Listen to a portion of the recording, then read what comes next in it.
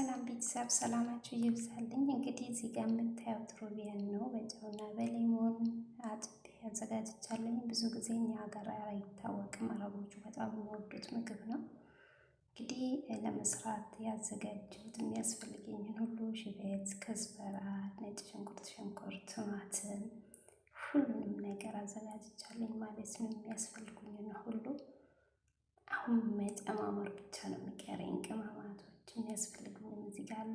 ጨማመርኩበት ቤተሰብ። ዋው ያበደ ምግብ ነው የሚሆነው። እንግዲህ ራሴ ባልበላ ማሳምሬ ነው የምሰራላችሁ። ያው ሩዝም ተጨመረበት። ያበደ ብርያኒ ነው የሰራሁላችሁ ቤተሰብ።